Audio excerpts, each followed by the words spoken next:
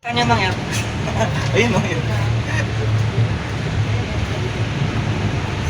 Hindi kasi galing lang tayo sa labas. Yes. Mainit. Asahan nyo pag uwi natin dyan, may nakaranga na sa lamig. Okay, ano nga ang church yun ng pinagalingan natin? Saint Joseph, Yes. Maborogan. Okay, kasi naguguluhan ako. Ano nga ba yung unang first step natin pagdating natin sa church? Knock on the door. Okay. Yung arrival, prayer. Okay, arrival prayer daw. Ah. Mag-knock-knock muna, then arrival prayer. O arrival prayer, okay. Then, knock-knock. Knock-knock, tapos, Luluhod tayo doon. knock-knock ka, kapag knock-knock, Hawa ka. door.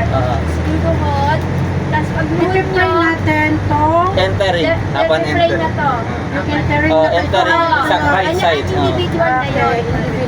Pag nakaupo na, Ibig sabihin nun, tapos nadasal na. to. Okay. Tahimik na. Pag nilay-nilay ka na. Para pag nakita na ng leader na lahat nakaupo, ibig sabihin, ano yun, lahat tayo nakapag-pray na. Okay. So, saka tayo pupunta doon sa Sa altar. Cruz, Jubilee Cruz. Oo. Pero pag wala, doon Oh, pag wala sa Wala altar. sa altar. Okay. So, naintindihan na natin. Yes, ma'am. Yes, Loud and ma'am. clear. Yes, ma'am. Okay. Yes.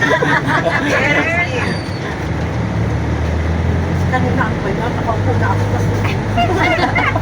Diba? Ito to talaga. Sila ko talaga in my mind. Okay. Next destination is Our Lady of Sorrow. Ay, di pa.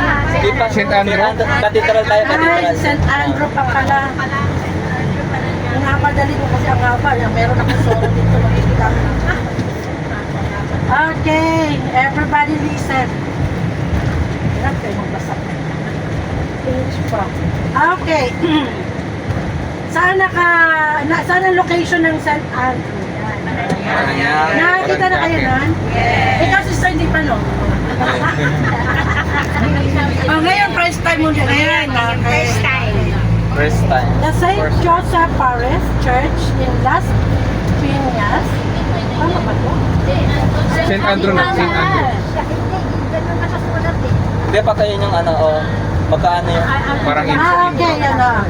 The St. Joseph Paris Church in Las Piñas houses the bamboo organ, and it is about 10 kilometers south of the heart of Metro Manila. Built between 1797 and in 1819.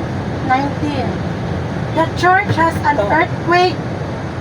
We pronounce this one as Parang Baroque. nauli.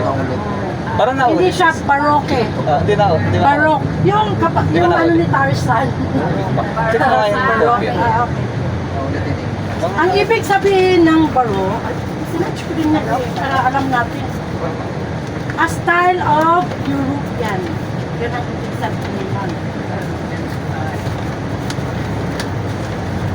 The church has an earthquake Baroque architectural style and is mainly made out of adobe stone.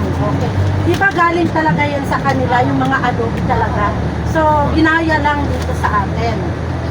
May nauli. It had to undergo renovation with the assistance of the local community Dapat yung ano? and the neighboring area in order to restore the structure and the grounds to its original state. Si sana naulit nga, naulit. Architect Francisco Bobby Manyosa and Ludwig Alvarez effectively spearheaded the